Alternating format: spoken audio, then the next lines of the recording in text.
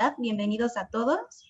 El día de hoy nos toca un tema sumamente interesante. El tema del día de hoy es Aprende a realizar un plan financiero y cómo invertir, impartido por Conducef y la superponente que tenemos como invitada. Sin más, paso a presentar a la ponente. Ella es la maestra en finanzas Libna Sulamit Parra Hernández. Ella es actuaria, egresada de la Facultad de Ciencias de la Universidad Nacional Autónoma de México. Cuenta con una maestría en finanzas bursátiles en la misma institución, un posgrado en finanzas corporativas y diversos cursos financieros y certificaciones internacionales en idiomas inglés y alemán. Fungió como docente en diversas instituciones educativas a nivel primaria, secundaria y preparatoria.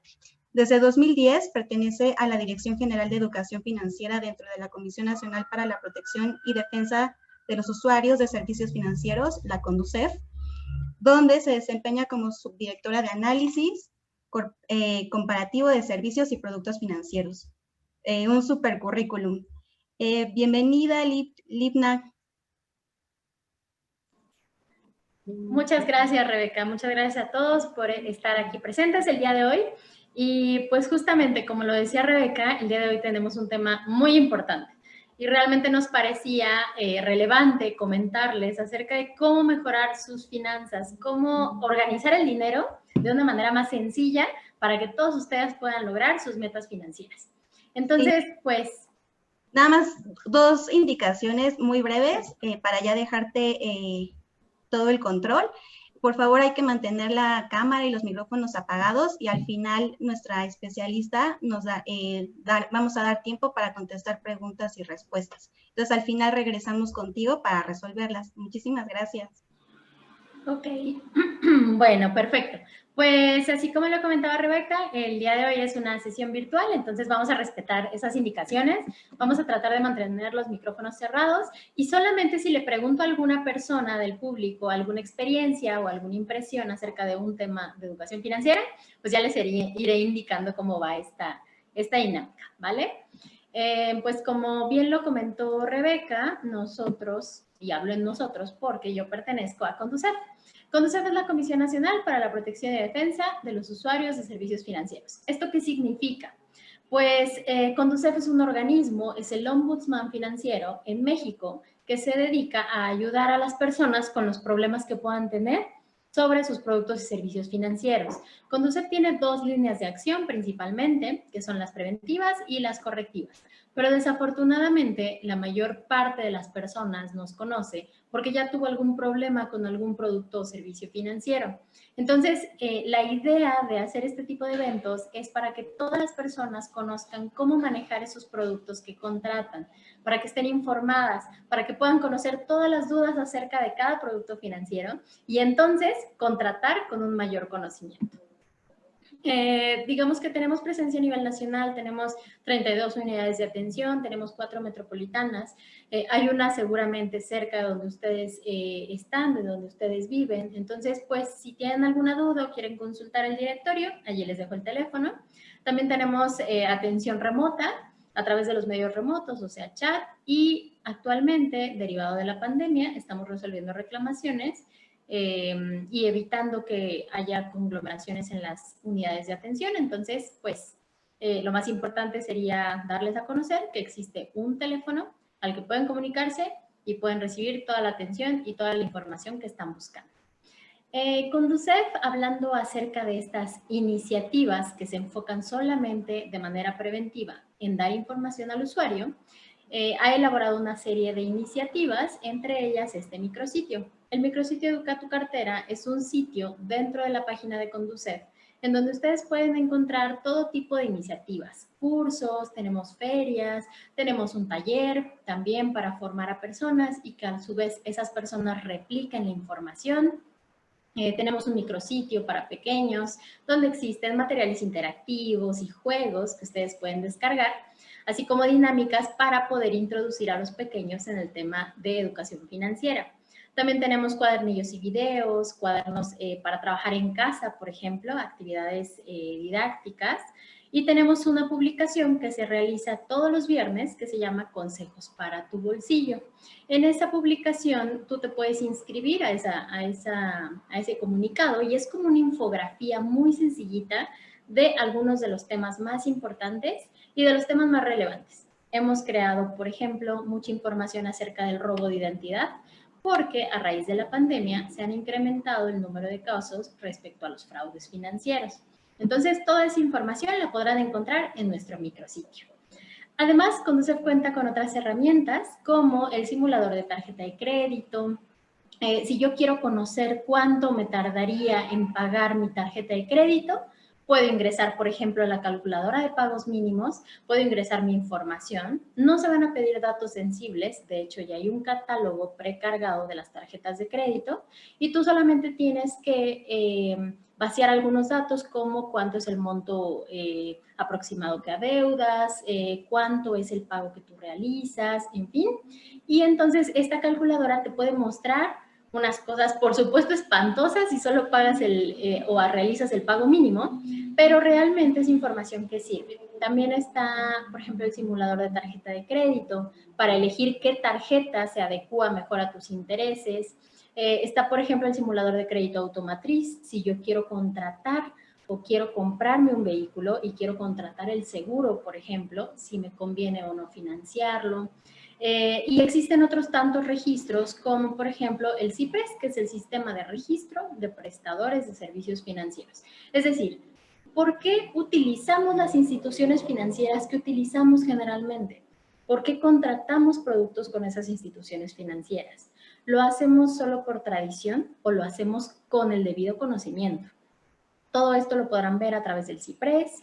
O, por ejemplo, no sé, el Buró de Entidades Financieras, que tiene mucha información que se publica a raíz de la Reforma Financiera 2014, en donde podrán conocer el comportamiento de las instituciones financieras, es decir, qué calificación tiene esa institución, ese producto en particular. Por ejemplo, cuántas instituciones están debidamente autorizadas para captar dinero. O, por ejemplo, cuál es el número de sanciones que les han aplicado o el número de multas, en fin. Toda esta información la podrán encontrar en todos los simuladores y en todos los registros que tenemos. Además, es importante comentarles que una vez al año se realiza la Semana Nacional de Educación Financiera. Este evento es el evento más grande que Conducef tiene. Es un evento de educación financiera donde se prohíbe la oferta de productos y servicios financieros, es decir, aunque participan las diferentes instituciones financieras, tienen totalmente prohibido convocar o recibir los datos de las personas para poder ofrecer productos y servicios financieros. Entonces, es un evento de educación financiera muy bueno, es muy grande. Este año, el SNEF 2020 será del 4 al 18 de noviembre. Y los invitamos porque realmente es un evento que vale la pena. Este año será totalmente diferente. Seguramente ya han visto en las redes sociales y en algunas páginas web nuestra publicidad. También va a salir en televisión, en radio. Y este año contamos, por ejemplo, con la presencia de diversos influencers que van a estar hablando acerca de los temas financieros. Es una semana totalmente virtual, como ya les comenté, y tiene la particularidad de que este año, durante esas 2 semanas, también se van a dar contenidos enfocados a los mexicanos en el exterior. Es decir, a todas aquellas personas que se encuentran residiendo en Estados Unidos, Canadá y en otros países, también van a poder acceder a esta oferta. Entonces, pues tiene muchísima información, muchas actividades, pueden ganar muchos premios. Premios, por supuesto, virtuales, entonces, como suscripciones o algunos descuentos, en fin. Entonces, los invitamos a participar porque realmente es un evento que vale muchísimo la pena. Y pues, dicho esto, vamos a comenzar con el tema que tenemos el día de hoy. Pues realmente es difícil, digamos, en general, que las personas tengan un control adecuado de su dinero. En general hay muchas cosas que suceden cuando todos los días tomamos decisiones. Se atraviesan los gustos, de repente, por ejemplo, a raíz de la pandemia se han aumentado muchísimos gastos que no teníamos anteriormente. Por supuesto, se han disminuido otros para los que trabajamos todavía en home office, pero existen, digamos, en general muchos mitos al respecto de cómo manejar el dinero. Entonces, el día de hoy vamos a resolver algunos de estos mitos y espero que toda esta información la puedan realmente aprender y que al menos uno de ustedes pueda ordenar sus finanzas de una vez por todas y adquirir este hábito. ¿Les es familiar esta imagen? ¿Les suena familiar? En general, nosotros recibimos el dinero y así como lo recibimos, desafortunadamente lo gastamos. Por allí se dice que entre más ganas, más gastas. Y esto tiene que ver con la necesidad y los gustos, o bueno, todos aquellos gastos que se te cruzan para poder llevar el estilo de vida que tienes. ¿Les ha pasado, o a algún compañero, le ha pasado que de repente recibimos la quincena el primer día y bueno, estamos felices como reyes, invitamos a comer a las personas y bueno, tenemos todo el dinero para gastar? Pasan unos días y ya no podemos comer en lugares tan caros, tenemos que reducir un poco los gastos, pero seguimos gastando, seguimos pagando las tarjetas, seguimos haciendo un sinfín de gastos que no medimos.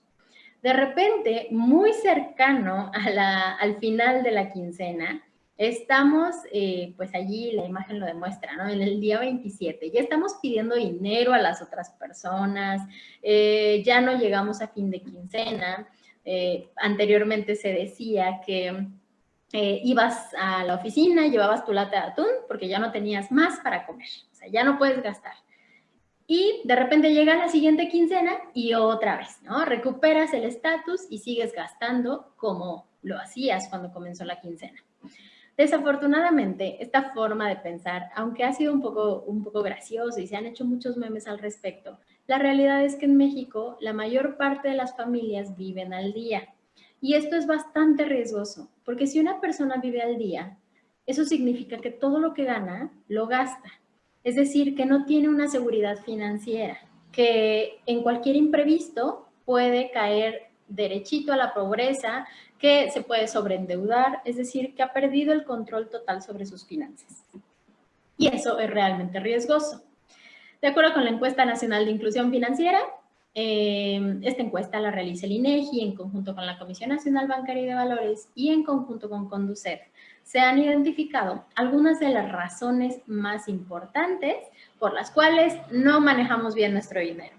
Se han resuelto algunos de los mitos y hemos identificado algunas estadísticas que les pudieran servir para poder al menos tratar de mejorar el manejo de nuestras finanzas, ¿no? De manera general, pues 4 de cada 10 adultos con trabajo recibe ingresos de 5,000 pesos o menos al mes. Esta es la realidad de México. Desafortunadamente, a veces con ese salario viven 4 o 5 personas.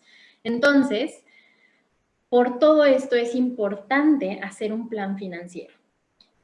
Hablando sobre la previsión, el 66% de las personas cuenta con ahorros para enfrentar una emergencia con lo equivalente a lo que gana en un mes.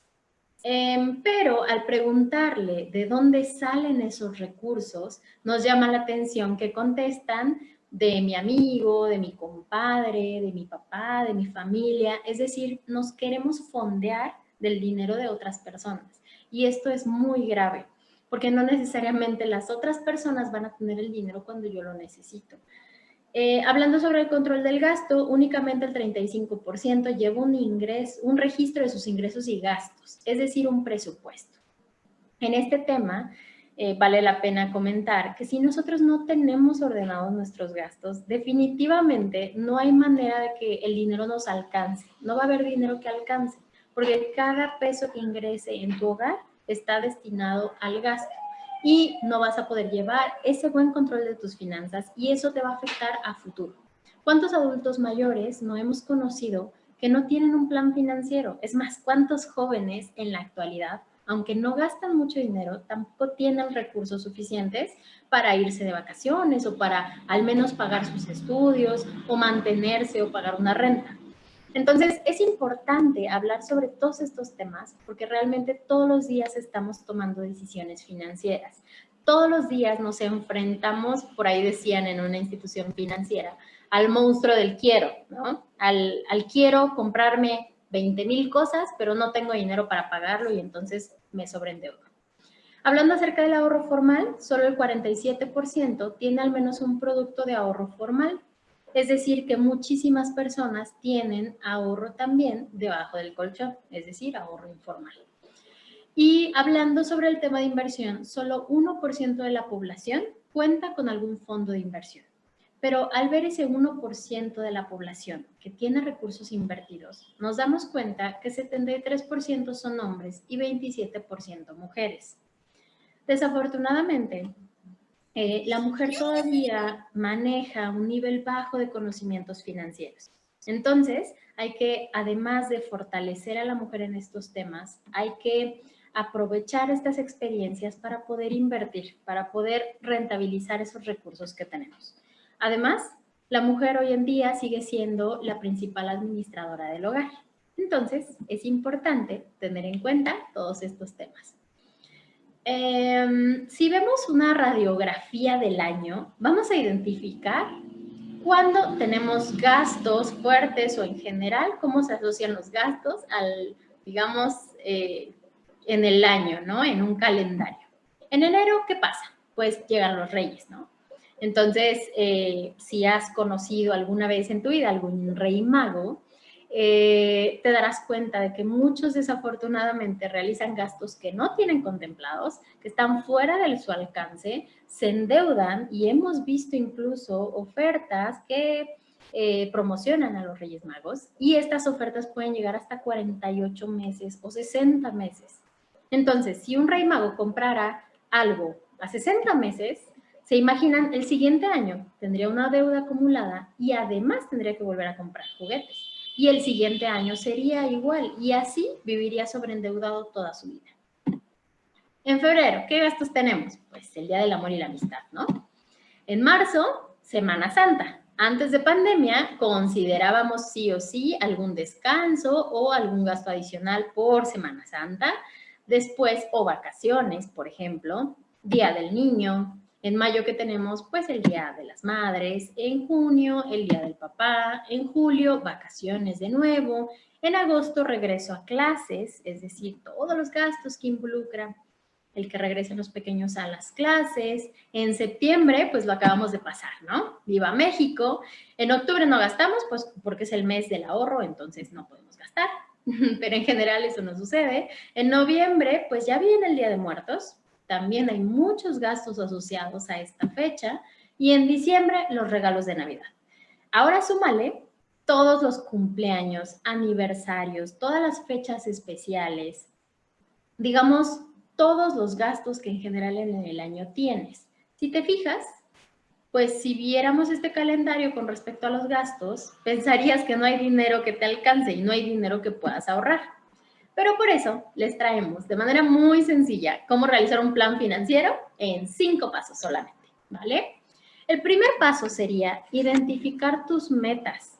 Si tú quieres comenzar a organizar tus finanzas y hacer un plan financiero, lo primero que necesitas hacer es identificar tus metas. ¿Eso cómo lo vas a hacer? Tomando en cuenta algunos puntos muy importantes. Lo primero es que tiene que ser específica, es decir, no puedes decir quiero comprarme una casa.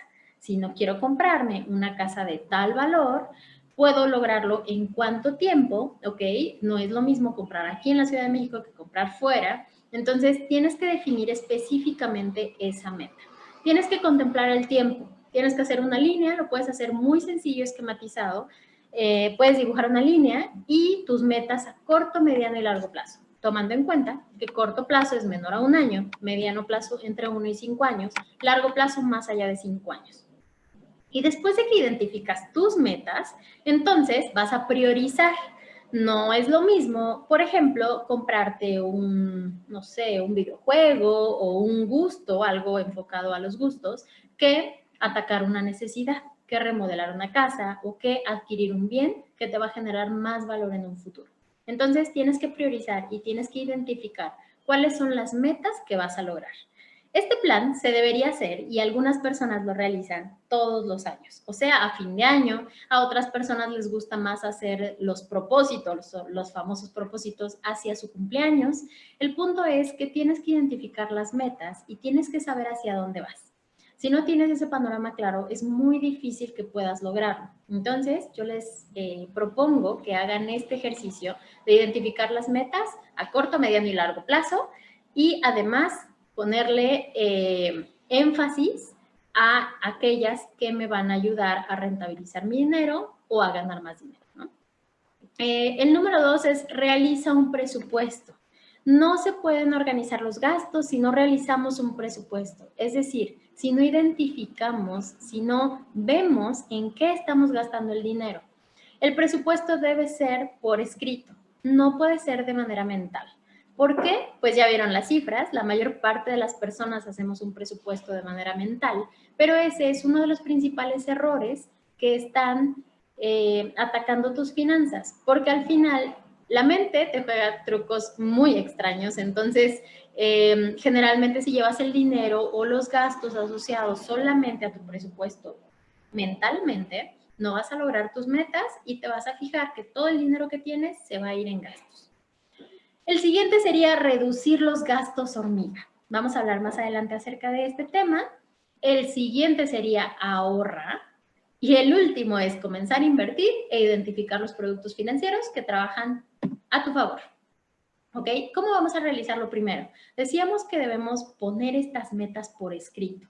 Debemos determinar en pesos y centavos cuánto me va a costar alcanzarlas.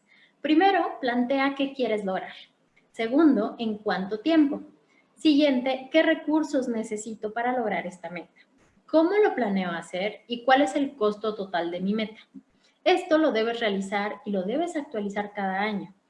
Al menos tener una visión de lo que quieres lograr financieramente a futuro. Por supuesto, sigue el presupuesto, pero el presupuesto no se puede realizar solamente de manera individual. Si tú ya tienes una familia, si eres cabeza de familia o si estás conviviendo con una pareja, es importante que se pongan de acuerdo en los gastos, en los ingresos y en los gastos. Yo sé que es un tema bastante controvertido, pero en general es importante que realices un presupuesto personal y un presupuesto familiar. Uno no limita el que realices el otro. Para realizar un presupuesto tienes que hacer 3 pasos solamente. El primero es identificar tus ingresos, es decir, cuánto ingresa a tu bolsa, cuánto es lo que ingresa en la familia. Anotar los gastos, es decir, cuánto es lo que sale de tu bolsillo y clasificarlos. Vamos a identificar diferentes tipos de ingresos. Tenemos ingresos fijos, es decir, entradas periódicas de dinero que recibimos. Tenemos ingresos variables, aquellos que no tienen una periodicidad constante, pero, por ejemplo, llegan, no sé, como en forma de utilidades, como aguinaldo, como alguna comisión adicional por tu buen desempeño laboral, en fin. Esos son los ingresos variables. Y tenemos los ingresos mixtos, es decir, una combinación de los dos. Estos ingresos generalmente los tienen los jóvenes que trabajan en, no sé, como comisionistas y tienen un sueldo muy bajito que se compensa por las comisiones que ganan. Después vas a anotar tus gastos, es decir, los gastos fijos, gastos variables y gastos fantasmas. Gastos fijos son aquellos que realizamos de manera periódica. Generalmente son los gastos asociados a tus necesidades, como alimentación, renta, servicios de la casa, etc. Gastos variables son aquellos ocasionales, aquellos que generalmente gastas por el estatus de vida que tienes o por los gustos. Por ejemplo, el comprar ropa, calzado, enfocado a diversión, a viajes, etc. Pero recuerda que también de acuerdo con los vicios que tienes, son los gastos que realizas. Por ejemplo, si tú eres fumador, ese gasto que debería ser variable se convierte en un gasto fijo. Entonces, tienes que ser muy consciente de qué gastos estás realizando y con qué periodicidad, y todos los debes anotar y los debes ordenar en una hoja, en Excel, en una aplicación, en fin, puedes hacerlo de diferentes maneras. Pero en general te tienes que dar cuenta de que si tú ibas o actualmente, no sé, contratas una película o pagas alguna suscripción, esos son gastos fijos. Son gastos que eran para diversión, pero que se convirtieron en gastos fijos. Por ejemplo, el pago del internet, si tienes algún plan de telefonía celular, en fin. Todos esos se pueden convertir en gastos fijos dependiendo de tu comportamiento. También están los gastos fantasmas, es decir, aquellos que no ves, pero que están ahí. Todas esas suscripciones que has olvidado, todas aquellas páginas en donde has dejado tus datos y que se pagan con una periodicidad, sea fija o sea variable, también son gastos. Una vez que realizamos esto, vamos a identificar los gastos hormiga. Y la idea es reducirlos. Si no puedes eliminarlos totalmente, al menos puedes reducirlos. Estos gastos hormiga son muy peligrosos. ¿Sabían ustedes que los gastos hormiga de una persona adulta de 25 años pueden equivaler a más de 18,000 pesos al año? ¿Qué harías tú con 18,000 pesos? El punto es que si comenzamos a gastar sin darnos cuenta del destino que le estamos dando al dinero, eso se convierte en una bola, se convierte en un error, se convierte en un hoyo financiero, le decimos. Entonces, por ejemplo, vamos a dar aquí el ejemplo de una persona que consume a la semana una cajetilla de cigarros, compra un paquete de chicles, compraba 5 tazas a la semana, una revista, 5 refrescos, 5 botellas de agua, porque, pues, por aquello de la salud, y 5 veces dulces. Si realizáramos el costo semanal, probablemente no es tan caro. Para algunos sería muy caro, porque 381 pesos es equivalente a lo que puedes gastar para alimentación, por ejemplo, de, no sé, varias personas. Costo mensual, 1,569 pesos, pero al año esto se convierte en una cantidad importante de dinero. Entonces, para poder disminuir estos gastos hormiga, lo primero que tienes que hacer es identificar todos los gastos que tienes. Una vez que los identificas, vas a elegir los que son necesarios, los que no puedes eliminar de tu presupuesto.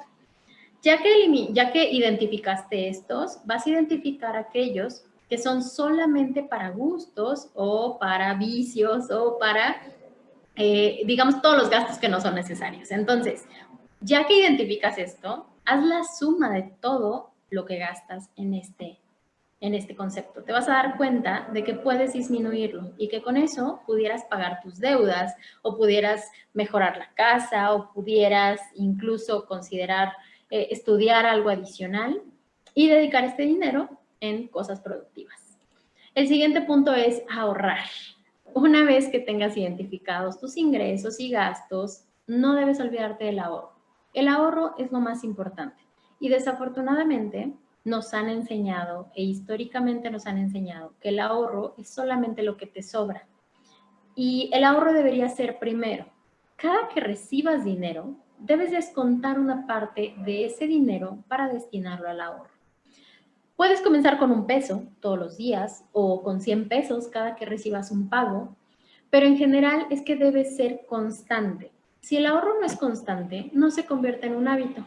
Y aquello que no es un hábito, lo dejas de hacer y lo olvidas. Entonces, para formar un hábito, hay personas a las que nos cuesta más trabajo y requerimos más allá de 3 meses. Pero en general, el promedio sería 3 meses. Si tú quieres ahorrar el 10% de tu salario, está muy bien. Pero si incluso quieres ahorrar más, se puede hacer.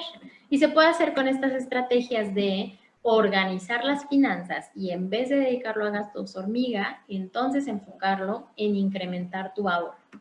Existen 2 tipos de ahorro. El ahorro que se enfoca para las emergencias, que es un rubro muy importante y ese rubro todos deberíamos tenerlo. Es decir, ese ahorro que vas a utilizar en caso de que te enfermes, en caso de que algún familiar fallezca, por ejemplo, en caso de que tengas algún desperfecto en la casa, en fin, tenemos muchos factores por los cuales vamos a requerir ese dinero, pero en general lo importante es que tomes en cuenta que el ahorro primero es para emergencias, primero es para lo más importante.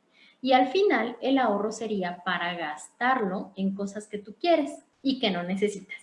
Sabemos que ganar dinero pues no sería tan divertido si no lo utilizáramos en cosas que nos interesan, en cosas que nos gustan.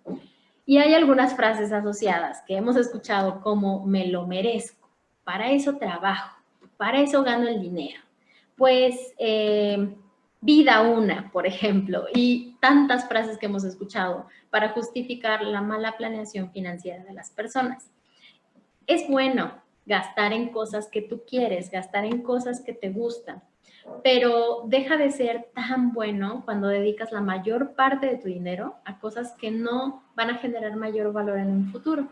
Cuando te das cuenta de que en tu closet tienes 40 pares de zapatos y solo utilizas un par. Cuando te das cuenta de que en tu closet tienes acumuladas cosas con etiqueta todavía, que era por si lo ocupabas, o cuando identificas que eres un comprador compulsivo y entonces en ese momento necesitas ayuda. Lo importante es conocerte a ti mismo e identificar esos hoyos financieros que tenemos, esos errores financieros que cometemos para entonces lograr alcanzar tus metas. ¿Dónde guardas tus ahorros? Es una pregunta muy importante. Yo les decía que la mayor parte de las personas guarda sus ahorros debajo del colchón. En general en México el ahorro informal es muy común, pero hay que considerar las estrategias de ahorro formal.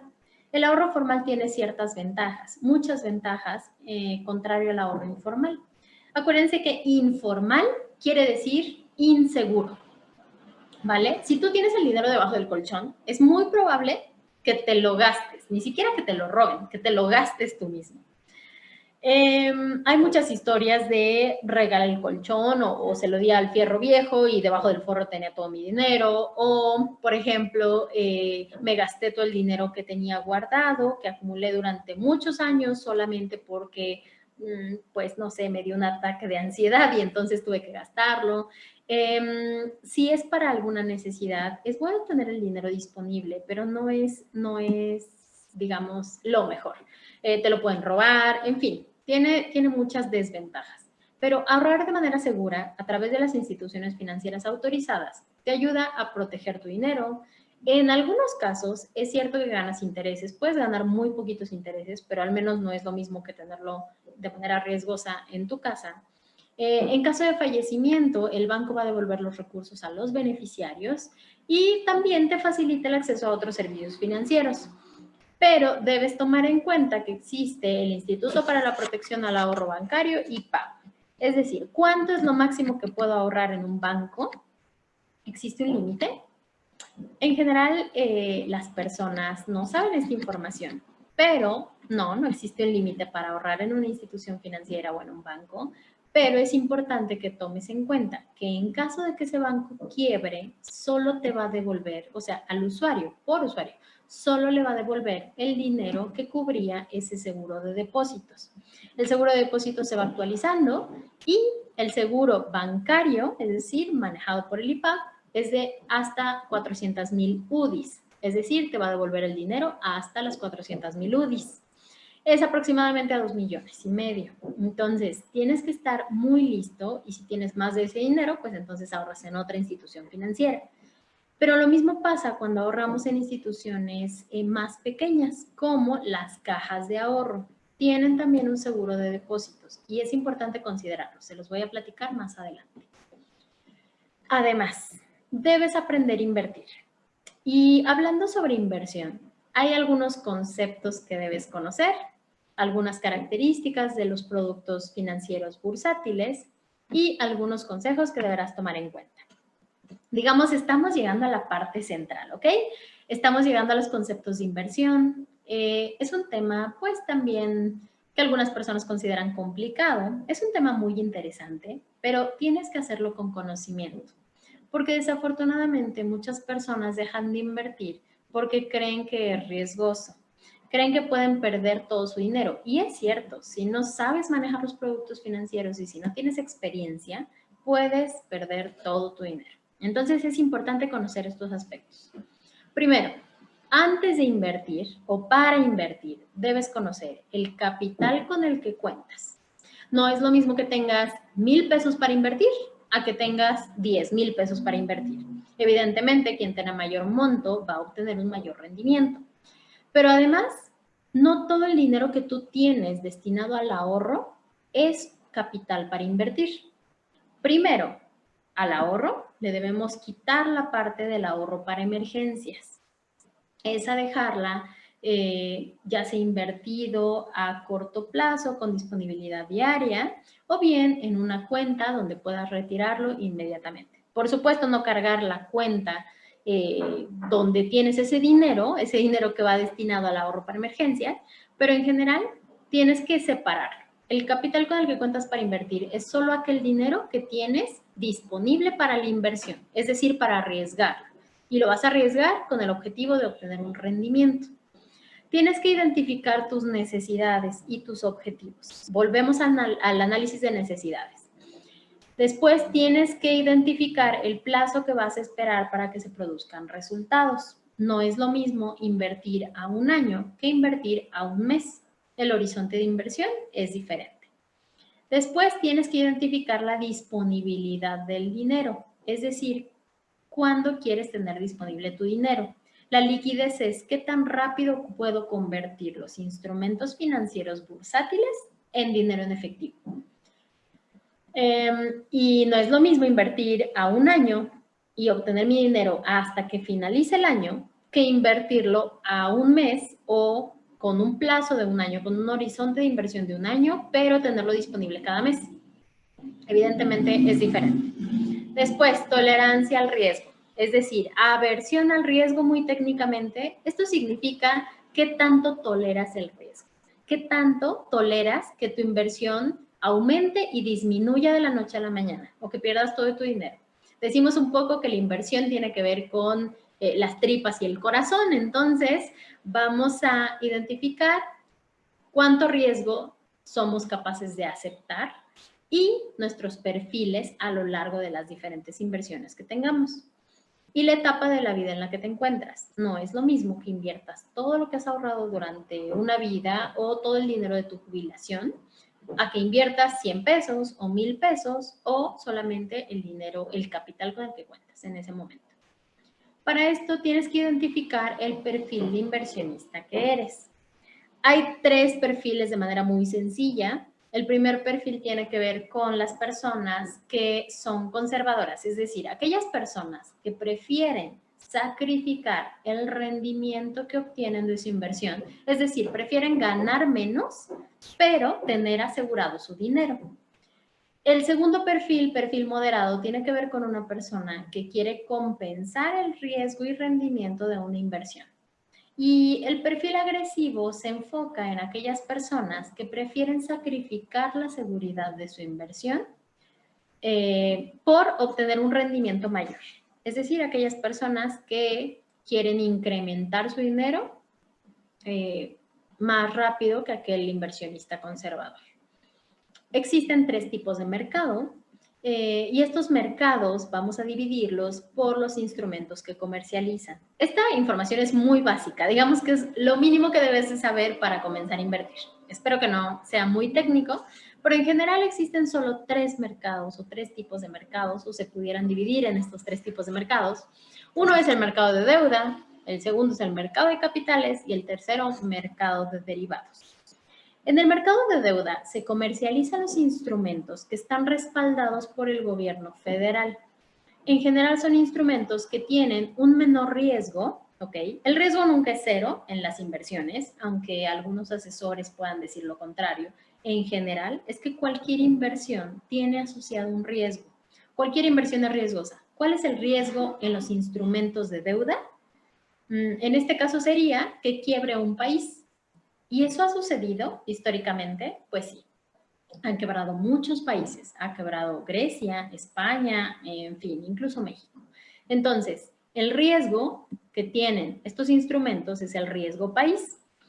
En estos, digamos, se les considera más seguros porque el gobierno federal es quien los respalda. Es decir, es un préstamo que tú le realizas al gobierno y el gobierno utiliza ese dinero para diferentes objetivos y después del plazo te devuelve a ti el capital que pusiste más el rendimiento de esa inversión o de ese instrumento financiero. Existen diferentes instrumentos de deuda. De manera muy sencillita puse los más importantes. Existen, por ejemplo, los CETES, que son los certificados de la tesorería de la Federación. Los CETES tienen un valor de 10 pesos, ¿ok? Ahí dice valor nominal, V.N es valor nominal de 10 pesos. Cotización, descuento. Ok, eso significaría que yo compro un instrumento que se llama CETE, el CETE es una hoja nada más. Yo compro ese instrumento a descuento, es decir, lo compro por debajo de su valor. Yo lo compro en 9.80 y transcurrido el plazo determinado de ese instrumento, pueden ser 28, 91, 182 o 364 días, obtengo esos 10 pesos. Entonces, comprar a descuento un instrumento es comprarlo por debajo de su valor. Son fácilmente negociables y estos son los instrumentos más conocidos, ¿ok? Pero solamente su valor es de 10 pesos. Existen otros bonos que son a muy largo plazo, se llaman bonos M. Los bonos M tienen un valor nominal de 100 pesos, pero esos cotizan a precio. La diferencia es, en el precio en el que está el bono M, es el precio al que yo lo compro. Y mi ganancia sería la diferencia entre el precio de compra y el precio de venta. Estos tienen un plazo de múltiplos de 182 días, 10, 20, 30 años. Han existido bonos a 30 años, es más, a 100 años que ha emitido el gobierno federal. Y probablemente digas, pues, ¿cuál es el rendimiento, no? ¿Cuál es la ventaja si lo compro a 100 años? Yo ya no voy a cobrar, digamos, ese instrumento, ¿no? La ganancia. Pero si la cobras, porque estos instrumentos tienen la característica de que pagan intereses cada 182 días. Entonces, tiene un doble rendimiento. Por un lado, tiene el rendimiento de la diferencia de compra y de venta, y además los bonos, los beneficios adicionales que te dan, se llaman técnicamente cupones, o sea, los pagos adicionales que te dan cada 182 días. Después existen los bonos de desarrollo. El dinero captado a través de estos bonos de desarrollo se utiliza para financiar obras, infraestructura, carreteras, por ejemplo, en fin, una serie de obras destinadas a la infraestructura que realiza el gobierno federal. El valor nominal es de 100 pesos, cotizan a precio y se emiten en plazos de múltiplos de 182 días. Los UDI-bonos son aquellos instrumentos que están con una base que se llama UDI. Si ustedes recuerdan, la UDI, pues digamos que fue o es un indicador que sigue a la inflación. La UDI comenzó por allá del 94, cuando teníamos una devaluación muy importante después de la crisis del 94. Y entonces, un peso era equivalente a una UDI. Entonces, la UDI siguió reflejando el valor de la inflación desde ese momento. Evidentemente, si tú hablas, por ejemplo, de créditos en UDIs, yo te diría que actualmente no, pues ya no existen. De hecho, se hizo una conversión de los créditos de UDIs a pesos, pero para la inversión es una unidad bastante rentable porque incrementa todos los días su valor con respecto a la inflación. Hay algunas ocasiones en las que disminuye, pero en general es un valor que se asocia pues a la alza, ¿no? Entonces, en este caso, el UDI bono tiene esa característica, ese doble rendimiento también. Por un lado, tiene que ver con el crecimiento de la UDI y por otro lado, con la diferencia entre el valor en el que lo compraste y el valor en el que lo vendiste. Y por último, les pongo aquí los pagarés con rendimiento liquidable al vencimiento. Estoy hablando de los pagarés bancarios. Los pagarés bancarios son también un instrumento bursátil que comercializan las instituciones financieras, o sea, los bancos, y cotizan a descuento, pero en estos instrumentos se conoce por adelantado la tasa de rendimiento. Si ustedes se han fijado, afuera de las sucursales bancarias, cuando vamos caminando y son los meses de septiembre, octubre, por ejemplo, o antes de recibir las utilidades, todas las instituciones financieras, al menos los bancos, comienzan a promocionar sus productos que se llaman pagarés. Estos pagarés no son más que un instrumento bursátil que tiene el conocimiento, digamos, o puedes tener el conocimiento de la tasa de rendimiento y en el que puedes invertir. El plazo es entre un día y un año. Y con esto terminamos el mercado de deuda. Si se fijan, es bastante información, pero creo que es muy sencillo de aprenderlo de esta manera. El segundo mercado está enfocado en los instrumentos de capitales, o sea, En algunos lugares, por ejemplo, le llamaban, o anteriormente, le llamaban a los instrumentos de deuda, instrumentos de renta fija, y los instrumentos de capitales eran de renta variable. Digamos que me refiero a aquellos instrumentos que se comercializan principalmente en nuestro mercado bursátil más importante en México, que es la Bolsa Mexicana de Valores. Recuerden que ya existen dos bolsas en México. La primera es la Bolsa Mexicana de Valores, la históricamente conocida bolsa en México, pero además ya existe la Bolsa Institucional de Valores. Por ejemplo, existen instrumentos llamados acciones que cotizan en la Bolsa Mexicana de Valores, es decir, cotizan en este mercado. No es más que un mercado en donde se compran y venden cosas. ¿Qué cosas? Instrumentos bursátiles. Por ejemplo, las acciones representan una parte de una compañía, del capital social de una compañía. Es decir, por ejemplo, las familias mexicanas, hace muchos años, cuando contrataban Telmex, por ejemplo, Telmex les daba una acción.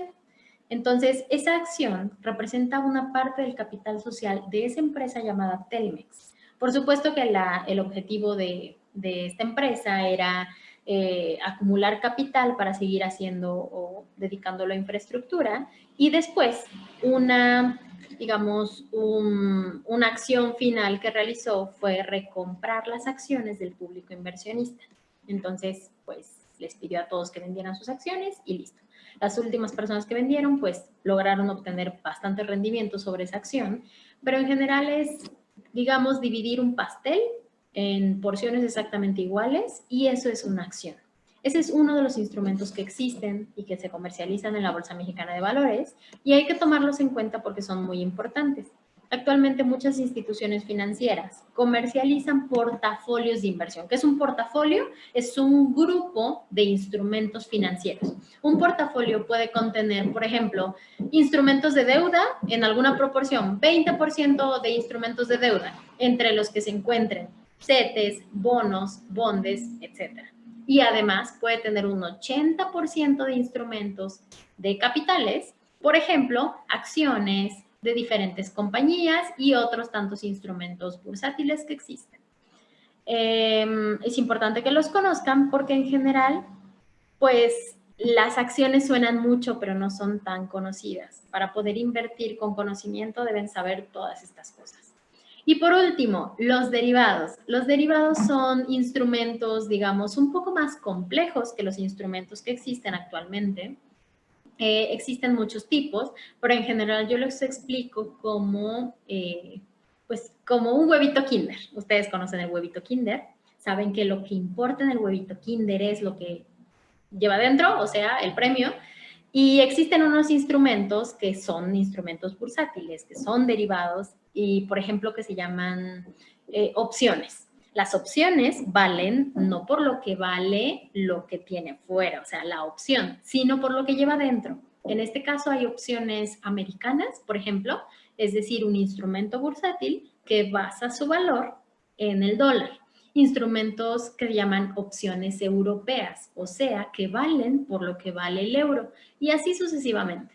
Realmente estos instrumentos se utilizan solamente como respaldo, como garantía de que otra persona realice ciertas obligaciones y da ciertos derechos. Entonces son instrumentos un poquito más especializados en nuestro mercado financiero, en nuestro país. Todavía son, digamos, poco comercializados. Se comercializan dentro de la Bolsa Mexicana de Valores, pero en una sección que se llama Mercado Mexicano de Derivados, el MIXDER, que también es un mercado, pero digamos que son instrumentos todavía menos conocidos. En otros países tienen mayor auge y pues solamente tienen que saber eso, o sea que son otros instrumentos y espero que la explicación haya sido bastante sencilla.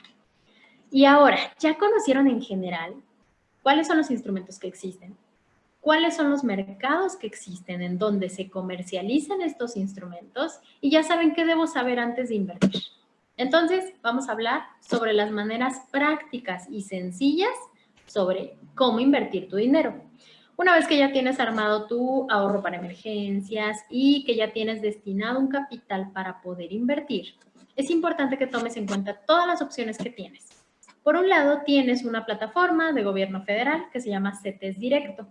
Esta plataforma es muy sencilla de manejar, elimina las comisiones que te pudieran cobrar los intermediarios financieros, es decir, los bancos, las casas de bolsa o cualquier intermediario que administre tu dinero. Y en este caso es una plataforma en línea. Tú puedes crear una cuenta, puedes crear tu perfil de inversionista y comenzar a invertir. Digamos, hay que romper esos mitos de que la inversión es para personas que tienen mucho dinero o mucho conocimiento. En realidad, la inversión desde hace bastantes años es muy sencilla de realizar. Nosotros podemos invertir en México a partir de 100 pesos. El instrumento que más, digamos, que menos dinero utiliza, pues si son de deuda, por ejemplo, los CETES, 10 pesos, ¿no? Pero podemos invertir desde 1 peso en nuestro país. Entonces, es importante que conozcas toda esta información porque de esta manera vas a lograr llegar a tus metas más rápido. Nosotros hacemos un ejemplo, una comparación y decimos que ahorrar es como llegar caminando de un lado a otro, pero la inversión es como llegar en un vehículo. Llegas más rápido a tus metas, pero tienes que hacerlo con conocimiento. En este caso, les traemos pues esta información acerca de la plataforma de CETES Directo, porque a través de este programa lo puedes hacer, puedes invertir en bonos, puedes invertir en CETES, puedes invertir en diferentes instrumentos e incluso en un fondo de inversión. También tiene dentro de la plataforma una característica y es que puedes abarcar a los niños, algún pequeño que tú conozcas para iniciarlo en este tema de la inversión. También existe una plataforma, bueno, una aplicación y puedes allí verificar todos los movimientos que realizas y es muy sencillo. Segunda opción, puedes invertir a través de las entidades de ahorro y crédito popular. ¿Ok? Existen otro tipo de instituciones que son las sociedades cooperativas de ahorro y préstamos o CAPS o sociedades financieras populares. Estas instituciones están autorizadas para captar recursos y también para invertir tus recursos, ¿ok? Si ustedes han escuchado hablar de, por ejemplo, instituciones financieras para invertir, están mucho en redes sociales y hay muchas plataformas, por ejemplo, Supertasas, por ejemplo, Financiera Sustentable, Finsus, que es de Patricia Armendáriz por allí, o, por ejemplo, Cubo Financiero. Todas estas son aplicaciones, pero son aplicaciones que tienen instituciones financieras que se llaman entidades de ahorro y crédito popular. Es importante que investigues cuáles existen y que tengan un buen nivel de capitalización, es decir, que sean seguras, que tengan diferente, digamos, un buen respaldo. Y lo que yo les decía también es que es importante considerar su seguro de depósitos. También como el IPAB o algo similar, existe un seguro de depósitos, pero en este caso es hasta 25,000 UDIs, es cercano a 163,000 pesos. Entonces, no cubren hasta 2,5 millones como un banco, solamente hasta 25,000 UDIs. Esta información es importante porque no debemos ahorrar más allá de eso y esto es por usuario, ¿ok? Entonces, si tienes más allá de ese dinero y quieres invertirlo, mejor inviértelo en otra institución. Divide tu inversión y de esa manera puedes generar mayor rendimiento y además o sea, digamos, utilizando este seguro de depósitos, o sea, estar cubierto, ¿no? Además, otra forma de invertir es a través de tu cuenta individual. Del sistema de ahorro para el retiro estamos hablando de tu Afore o de la cuenta individual que tienes, aunque pertenezcas a la ley anterior, que es la ley 73, o la ley 97, que es la actual. Digamos que es una cuenta de inversión que tú también tienes y que genera rendimientos. Por ley, todas las personas que estamos trabajando tenemos esta cuenta individual, es única, es intransferible y a través de esta cuenta y dependiendo la edad que tengas, bueno, el año en el que naciste, sí, el año en el que naciste, tienes un rendimiento asociado. Entonces, verifiquen la página de CONSAR para que tengan mayor información o visítenos o asistan a la Semana Nacional de Educación Financiera o estén al pendiente de las otras conferencias que damos sobre este tema del retiro, porque yo creo que es muy importante conocer que esta cuenta es única, es personal y además genera rendimientos. Estos rendimientos son las ganancias que obtienes por tener allí tu dinero y el rendimiento neto de las Afores, es decir, lo que te da tu Afore, lo puedes verificar en la página de CONSAR también. Otra manera de invertir, diferente a las que ya mencioné anteriormente, es a través de los seguros. Los seguros son, como sabemos, contratos a través de los cuales una aseguradora se compromete a compensarte económicamente en caso de que algo suceda, algún riesgo. Estos instrumentos se pueden utilizar también para invertir tu dinero. Nosotros siempre les insistimos que consideren todos los productos asociados a una persona. Es importante considerar que tú puedes tener una inversión, por ejemplo, en la plataforma de CETES Directo, pero también puedes tener invertido tu dinero a través de las instituciones, las entidades de ahorro y crédito popular, alguna caja de ahorro, pero también tienes tu Afore y estás generando rendimientos sobre lo que aporta el patrón por ley, pero además puedes contratar un seguro. Este seguro puede ser un seguro total, es decir, un seguro que te cubra en caso de que fallezcas, pero además que te genere un ahorro a futuro para que tú en vida lo cobres y ese producto es excelente. O puedes, por ejemplo, contratar un plan personal de retiro o PPR. Este es un plan, por ejemplo, en el que te comprometes, digamos, a ahorrar durante 5 años o durante 10 años. Si yo lo contrato a los 30 años, yo puedo ahorrar durante 5 años. Cada año pagar la prima correspondiente. Al finalizar los 5 años, dejo ese dinero para que siga generando rendimientos y cuando yo llegue a la edad de 65 años, de acuerdo con la ley del ISR, ya no me retienen impuestos. Entonces, a partir de los 65 años con estos planes, puedo obtener mi dinero con las ganancias que haya generado. Nada más fíjense muy bien que esté garantizado el plan, es decir, que te dé al menos tu dinero y el rendimiento generado, o al menos la inflación. Y también puedo contratar, por ejemplo, un seguro educativo. Si yo tengo hijos pequeños o hijos en general, yo puedo contratar un seguro educativo o un seguro para el pequeño que no necesariamente tenga digamos, ese candado de la educación, sino un seguro en donde yo comience a ahorrar y cuando el pequeño tenga 18 años, puedo utilizar ese dinero para seguir estudiando. O puedo utilizar ese dinero para hacer un curso en el extranjero o para lograr alguna meta que se proponga.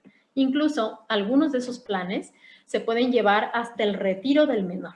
Entonces, son importantes y pues toda esta información la pueden encontrar en diferentes páginas, en la página web de Conducef, en las redes sociales de Conducef y en toda la información que tenemos para ustedes. Pero bueno, pues creo que fue bastante el día de hoy, creo que abarcamos bastantes temas y me dio gusto platicárselos de esta manera porque creo que es la mejor manera de compartir la información. Espero que haya sido lo suficientemente claro y pues, si les parece, vamos a pasar a las preguntas.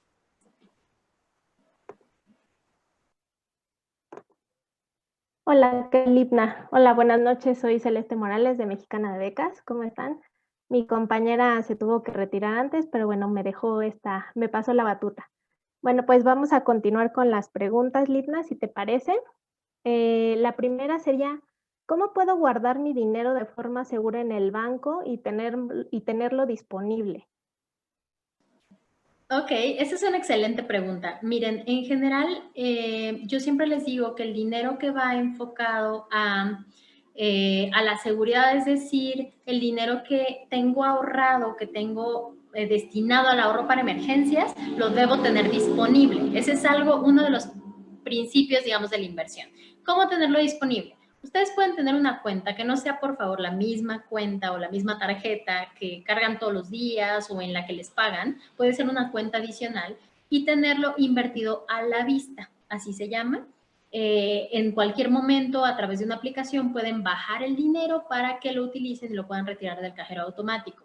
O también existen otras inversiones que pueden ser diarias, o sea, con disponibilidad diaria. No les va a dar tanto rendimiento, pero el ahorro para emergencias al menos lo van a tener disponible para cuando lo necesiten. Entonces, la recomendación sería tener una cuenta adicional que no sea la misma cuenta que manejas para retirar el dinero o que no sea la misma en donde te pagan generalmente, porque si no te lo acabas, y tener ese dinero disponible para poderlo retirar del cajero automático. Ok, muchas gracias. ¿Existe alguna app de la CONCEF para hacer el presupuesto? Sí, de hecho sí existe, se llama Presupuesto Personal y Familiar y es una aplicación muy sencilla, pero así como la de Conducef, existen otras tantas en las que han invertido mucho algunas instituciones financieras y que son muy buenas o incluso que son independientes, que son de otras empresas. La única recomendación que yo les daría es que cualquier aplicación que utilicen, en cualquier aplicación, no den datos personales. Recuerden que ninguna, digamos, persona ajena a ti debe conocer, por ejemplo, el número de identificación personal, el NIP, con el que retiras del cajero automático. No debes dar los datos de tu tarjeta al reverso. En fin, no debes de dar información sensible. Y si alguien te la pide, pues mejor utiliza otra aplicación. Gracias. ¿Cualquier persona puede invertir en acciones? Ok, muy buena pregunta. Sí, cualquiera puede invertir en acciones. De hecho, cualquier persona lo hace actualmente. ¿Cómo lo haces? Primero, si estás trabajando a través del sistema de ahorro para el retiro, ¿ok? Todas las AFORES invierten el dinero, digamos, a través de las CIEFORES, que son estos fondos que invierten el dinero, las sociedades de inversión especializadas en fondos de ahorro para el retiro. Y una parte del dinero que tú tienes allí en tu cuenta individual está invertido en acciones. Entonces, la respuesta es sí, lo hacemos a través del sistema de ahorro para el retiro, pero si tú quisieras invertir por tu cuenta, lo puedes hacer a través del Fondo Energético de Nafinsa, por ejemplo, en la plataforma de CETES Directo, o lo puedes hacer a través de estas SOFIPOS, que tienen también fondos de inversión, o a través de una institución bancaria también. Entonces, se puede de diferentes maneras. Pues excelente información. También por aquí preguntan si los pagares son iguales que los CETES, los pagares bancarios. Ok, los pagares bancarios son otro tipo de instrumento, es diferente que el CETE y yo les hablaba de los pagares bancarios. Los pagares bancarios, digamos, son instrumentos que tienen la tasa de rendimiento fija, o sea, se conoce por adelantado. Cuando tú vas a contratar un pagaré, sabes cuánto vas a ganar. En el caso de los CETES, no.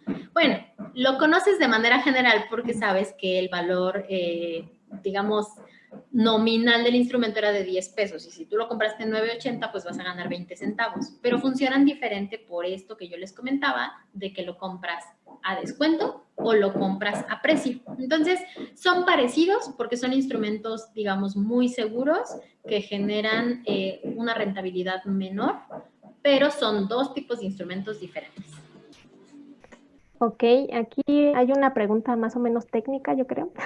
¿Las acciones dan utilidades de la compañía a su propietario o solo se obtiene la diferencia de la compraventa de bolsa?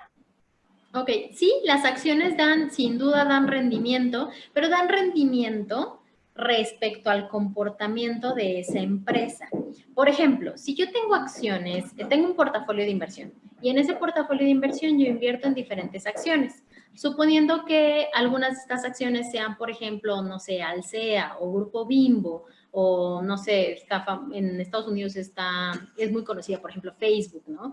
Entonces, si yo tuviese acciones de esa compañía, significa que yo estoy siguiendo el rendimiento que tienen y que además estoy participando en esas ganancias. Si le va bien a la empresa, en general yo voy a tener buenos rendimientos. Si le va mal a la empresa, es importante verificar sus estados financieros, porque entonces yo me podría dar cuenta con un curso básico de contabilidad, con un curso incluso hasta virtual, hay muchas plataformas que tienen cursos financieros de contabilidad sencilla, puedo verificar las razones financieras, es decir, en sus estados y en sus balances generales se puede notar si tienen utilidades y han tenido durante los últimos años.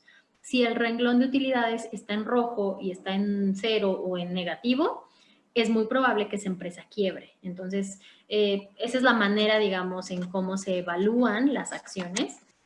Hay un análisis que se llama técnico y otro fundamental, dependiendo de gráficas, por ejemplo, o de valores, como te los comento. Pero en general, sí, el tener una acción significa que yo tengo una ganancia por el comportamiento de esa empresa. Si a la empresa le va bien, a ti te va bien, tienes buenos rendimientos, y si a la empresa le va mal o quiebra, pues tú tienes una pérdida. Ok, Litna, pues muchas gracias. Hay bastantes preguntas. Por aquí hay otra que dice, también la inversión en CETES tiene como límite 2.600.000. Ok, la inversión en CETES, en los instrumentos de deuda, funciona diferente que las cuentas de ahorro, ¿vale? Lo que yo les decía es que hay que tomar en cuenta el seguro de depósitos para tener nuestro dinero, sí ahorrado y, por supuesto, en las OFIPOS también invertido, ¿no? Para todos los instrumentos de inversión en general, acuérdense que existe un impuesto. Ese impuesto lo marca la miscelánea fiscal. Este año aumentó ese impuesto y es de 1.45, pero tiene por ahí una exención de casi 160,000 pesos. Pero es importante también que ustedes sepan que no hay un límite tampoco para invertir. Así como no hay un límite para ahorrar, tampoco hay un límite para invertir. Pero sí es importante que no tengamos en una institución bancaria más allá del seguro de depósitos y en una entidad de ahorro y crédito popular tampoco.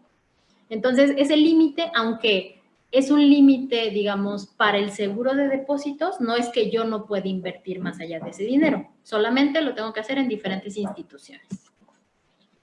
De acuerdo. Por aquí Diana pregunta, ¿hay algún curso que den referente al tema de inversión? Yo recuerdo que dan un diplomado, no sé si nos puedas platicar rápidamente. Claro que sí, Celeste. Mira, tenemos muchas iniciativas de educación financiera. Por un lado, tenemos un diplomado en educación financiera. Tiene 2 o 3 generaciones cada año. De hecho, ahorita está corriendo la siguiente generación. Entonces, yo les diría que estén atentos a las redes sociales y a la página web de Conducef para que puedan inscribirse. Tenemos el diplomado en educación financiera. Tenemos próximamente la Semana Nacional de Educación Financiera, esta que yo les platicaba. También Mexicana de Becas va a estar con nosotros dando un montón de conferencias interesantes acerca del tema de inversión y de tantos temas importantes.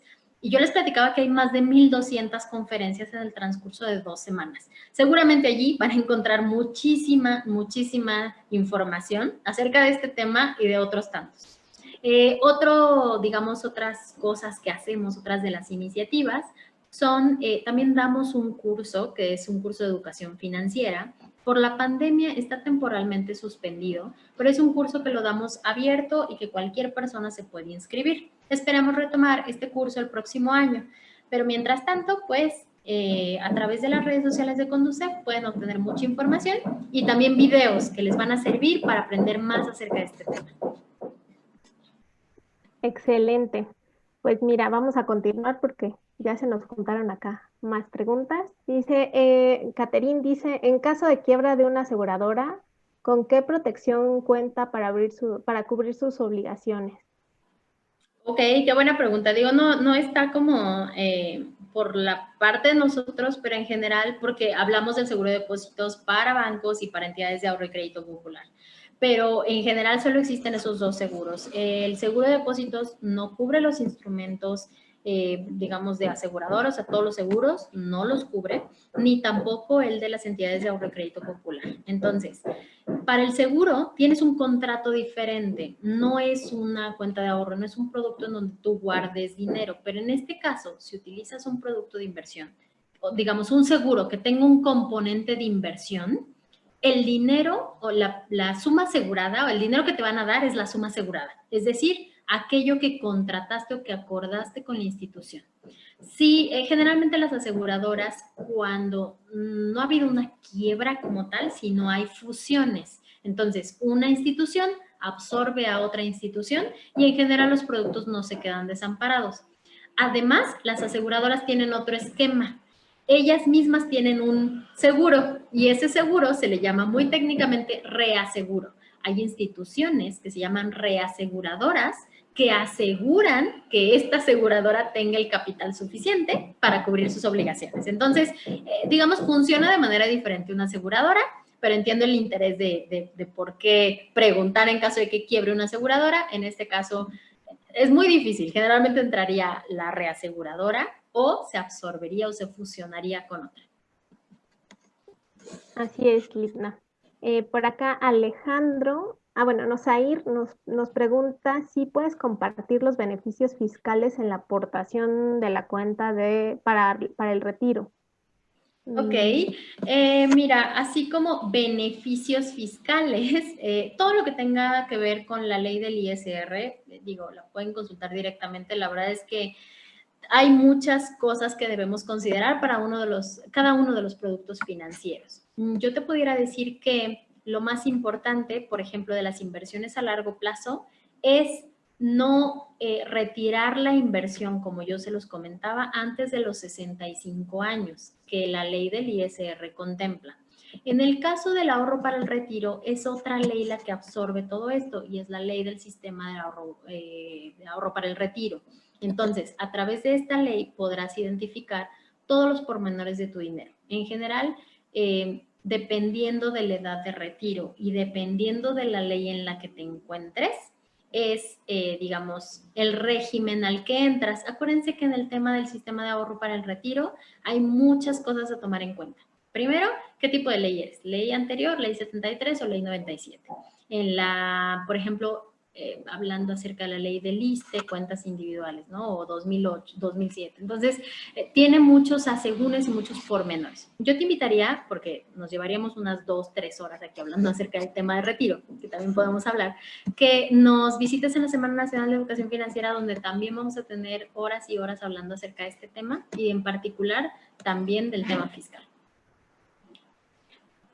Bueno, pues aquí nos preguntan sobre dos productos en especial, uno de retiro de una compañía y otro de una caja popular que es para inversión. No sé si yo supongo que no puedes recomendar nada, ¿no? Obviamente, pero no sé si nos puedas decir algo acerca de los planes para el retiro. Bueno, miren, de manera, se los cuento aquí de manera general. Entiendo que muchas veces las preguntas son enfocadas a cuál es la mejor tarjeta de crédito, cuál es la mejor cuenta, cuál es la mejor aseguradora para tener un plan personal de retiro en general, ¿vale? Y la respuesta siempre es la misma. Depende de tus objetivos, ¿ok? Lo que funciona para una persona no necesariamente funciona para la otra. Y entonces, siempre debemos tener en cuenta qué es lo que esperas de ese producto financiero. Yo te diría que en general todas ofrecen lo mismo. Para mí, las aseguradoras que ofrecen productos de vida, todas son iguales. Las instituciones bancarias, todas son iguales, ¿ok? Por supuesto que hay muy buenos asesores y hay otros asesores no tan buenos. Entonces, la insistencia un poco aquí es que identifiques lo que tú quieres lograr con ese producto financiero. Hablando acerca, por ejemplo, de las SOFIPOS, ¿no?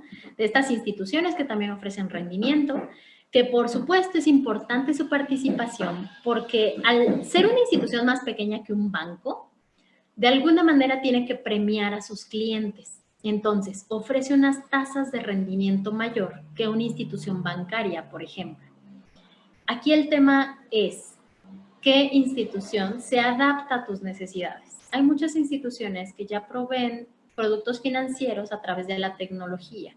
Pero si a ti no te gusta tanto este tema, tienes que buscar que la sucursal, por ejemplo, a la que vas a visitar, que esté cerca de tu domicilio, pues la atención, por ejemplo, que brindan o la atención que tienen, y lo puedes consultar en el Buró de Entidades Financieras, el índice de atención al usuario de servicios financieros.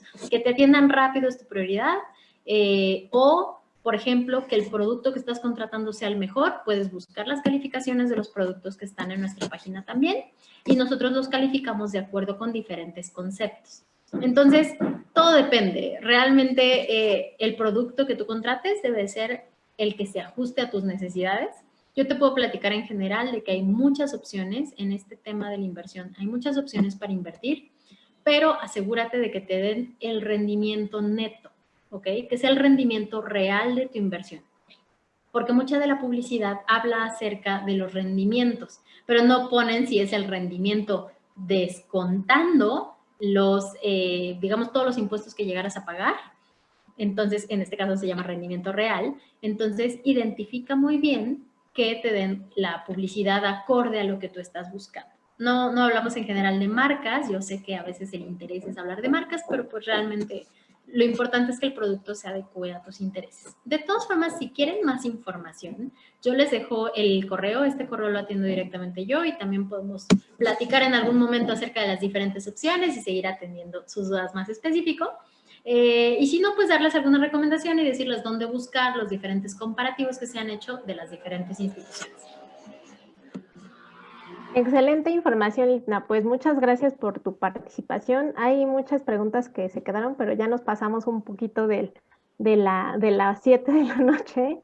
Nada más como información general y retomando un poco lo que decías acerca del ahorro para la educación. Bueno, pues en ese sentido, Mexicana de Becas es un fondo de ahorro educativo que desde 28 años está ayudando a las familias mexicanas a formar un patrimonio para la educación superior de sus hijos desde que son pequeños, con planes pues pequeños de 4 o 5 años. Y bueno, ustedes nos pueden buscar en las redes sociales como Mexicana de Becas o directamente en la página web de www.mb.com.mx. Agradecemos mucho tu participación, Lipna. Interesante toda esa información y es muy extensa y pueden salir 1000 preguntas y aquí nos pasaríamos hasta las 9 de la noche. Escríbanle a Lipna al correo que ya nos dio aquí de taller.ef@conducef.gov.mx para que las preguntas que se quedaron todavía, que son más específicas, pues pueda tener ella el tiempo de responderla. Y como nos dice Lipna, es muy importante que asistan a la Semana Nacional de Educación Financiera, que es del 4 al 18 de noviembre, me parece. Y pues esto sería todo por parte de nosotros. Muchísimas gracias y los esperamos mañana. Igual tenemos un webinar de cómo invertir efectivamente en la educación de tus hijos. Nos vemos. Hasta luego. Gracias. Hasta luego.